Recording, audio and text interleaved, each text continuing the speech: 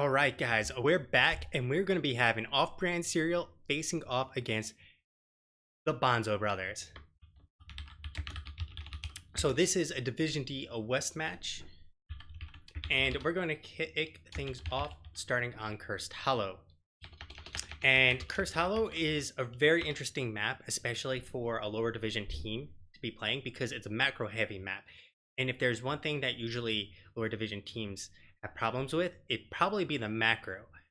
And not necessarily the macro is probably the hardest thing for most teams to get down. Even top tier teams, you'll see have macro issues, especially against stronger opponents.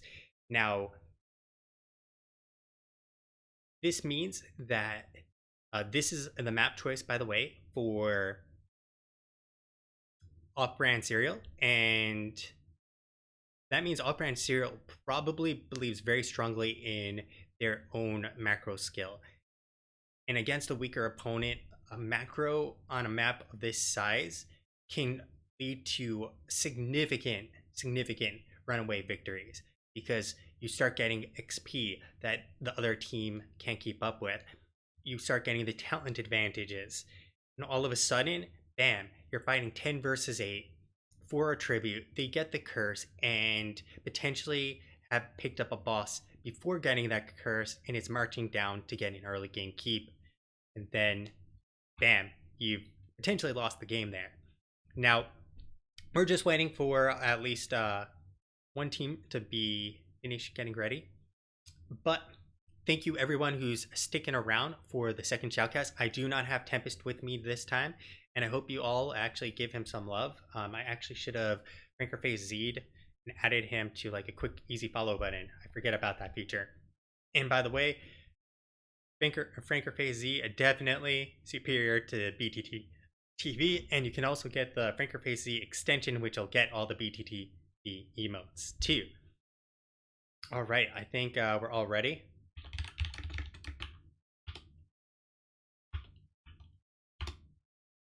Now, we're going to definitely see a difference between the previous games we saw and the current game we're going to be watching. That's without a doubt. What you should keep in mind is what those differences are, because that'll help you identify what better teams are doing and how that leads to you to be a better team. It's not quite the same thing to say, okay, what do I need to do to be better?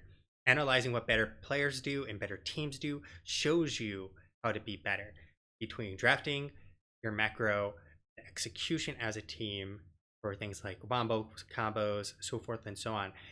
They all matter.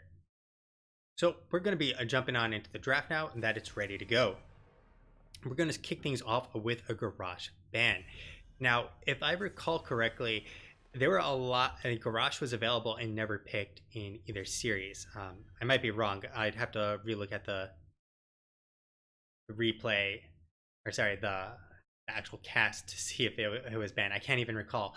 But we're going to get White Mane banned out, Garage banned out, and so I'm hoping to see an Abathur potentially banned out here on either team.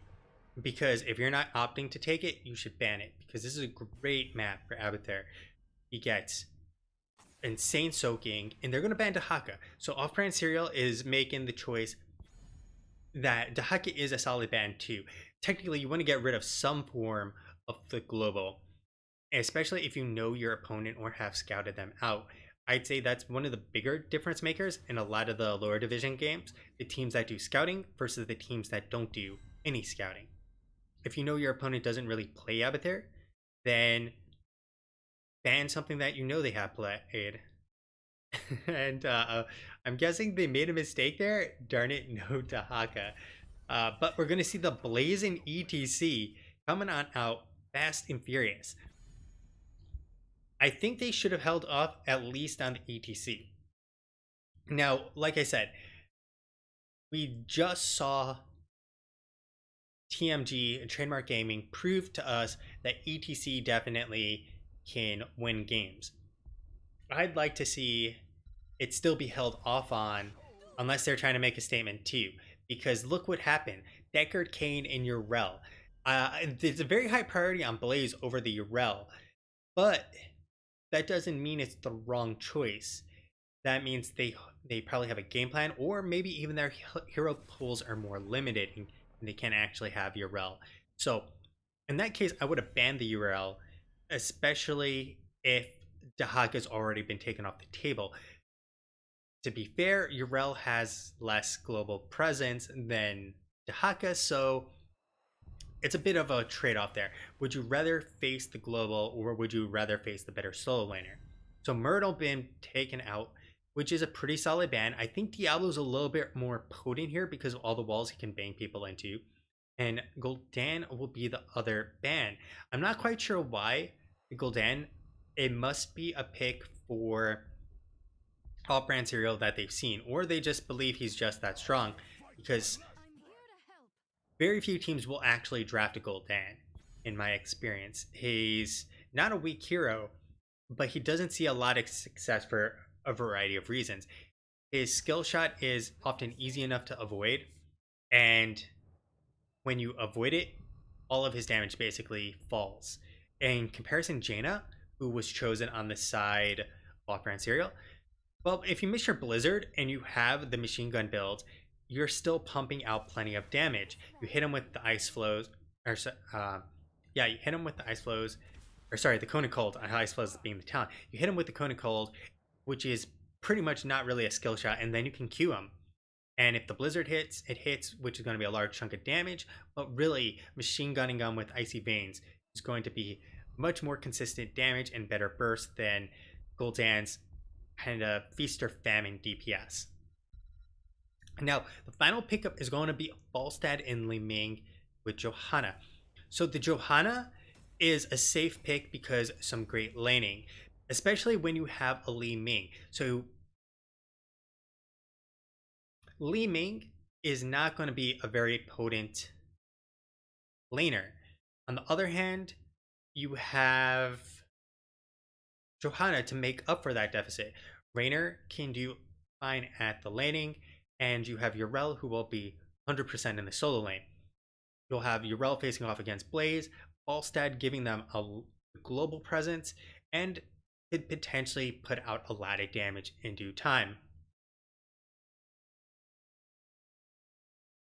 And as someone pointed out, get to watch my co-cast from earlier play now. That's hilarious. Now you get to see, can they not just talk the talk, can they walk the walk? So we're going to jump on into the game, make sure everything works fine and dandy. We got Springlock on the Rhaegar, Double J on the ETC. We got Rakuten on the Blaze, running on up there. Mad Buddha on the Falstad. We got Alisite on the Jaina, and that is going to be off-brand cereal. On the other side, we got Shank B9 on the Raynor, Mega Milk on the Li Ming, Parasite on the Deckard, Andre, did I get it right? Andrade on the Johanna, and finally we got Double L Damn on the Urel. We got doubles across the board here. So, taking a look at what we're going to see. We're going to see the Gathering Storm. We're going to see the Lingering Chill, the New Habits, the Wolf Run, the Prog Rock. On the other side, we're going to see Hold Your Ground, the Field Study, Power Hungry, Ace in the Hole, and finally Maraud's Insight. I like how they actually put Buddha here, because by putting Buddha in the mid lane, they're able to have him rotate top or bottom at any point. So you can't 4v4, sorry, you can't 4v3 or 3v3 in this case in the bot lane if Falstad pushes it up, because he can come on down if there's a potential to get several kills and pick them up. So you always have to think about whether or not Falstad is going to come into the fight. Although Andrade can actually interrupt the flight by simply using the Condemn.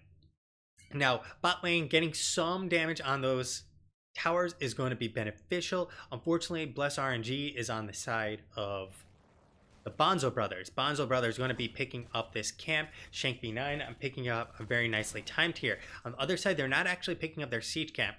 And there's 2 times to pick up your siege camp. This is too early on the side of the Banzo brothers. You pick up those siege camps if you have the tribute on your side, and you just push in, because you're going to get significantly less value with them during the tribute phase, because there's going to be 5 members there and they can clear it up very likely. Picking up now is going to be very easy to clear on the side of Off-Brand Cereal, because they have 3 members down here. I'm not sure why Springlock is leaving. He has full mana and he's rotating to the... Okay, he's rotating over to do Siege Camp. My fault. But this does leave him in a bit of a precarious position where if, just like that, LSI gets stuck in the root, taking a chunk of damage, and they will now start being able to trade up on the towers, as this is a 2v3 scenario. And you can see Siege Giants doing their work, and tower will be going down. Tower for tower at this point, a 2v3, not the best time to actually leave your team. And this is a misplay on the side of Off-Brand Cereal. Even though they have 3 bottom, what they needed to do was rotate 1 up to mid and do their camp when they saw Rainer not there. You can see they're taking some extra damage because they haven't cleared this up. Now, looking at some of the talents here, we're going to see the hammer gains with the Gathering Storm. It's a little odd because he didn't go the actual auto attack build, and I think the auto attack build is definitely the way to go, especially against 2 tanks, because you can get the Giant Killer a little bit later too, so you're looking really for that auto damage ultimately. We've got the Healing Totem coming on up, topping them off. In the meantime, Double J looking for the big flank. Andrade walking on in. Being Johanna really has nothing to fear. Will juke easily that Frostbolt. So at this point, Andrade is going to be aggressing on in. Rakuten is going to take it to the face in Orb, but it's not going to land on too many people. Double J, big stun coming from Rakuten. The slide across onto Rainer, and Rainer is no longer here. So I don't know if you heard Jimmy's here, but Jimmy's left the building. So first tribute is probably going to go over onto the side of Off-Brand Cereal. They do have significant poke pressure, but Mega Milk is running low. He needs to tap, and he will do so. Rainer coming on in. We got Andrade, who has tapped as well, I believe, and will just double checking here. Yes, indeed, has tapped. And now they got Rainer coming back in. They do have Falstad actually getting a lot of value here, because this is the global pressure. Remember that he can come on in at any point in time. So now this is still a 4v4, and there's a nice slide across onto the laming. The knock on back, the follow-up jet propulsion. Are these guys Division D? Because that was some really nice synchronization on the CC chain. Parasite now being ran on down, and he's looking like he's part of the most dangerous game right now. Parasite will be going down. Alisite lands in the final blizzard, and it's a 2-0. Double D coming on in. Andrade still in there, but Double L Dam is going to be... He's going to actually make it out. He's going to hop on over, and they have taken the first tribute. Andrade, though, looking like he's going to be body blocked to his death in the slide across, and 4-0 from Off-Brand Cereal. Bot lane, Mad Buddha just getting so much value during that entire time. He didn't actually need to use... okay, there we go. He did use the flight, which means that, well...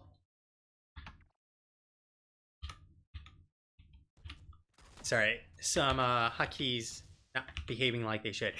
Which means he's getting his team significant value. Like I was saying, this is a macro map.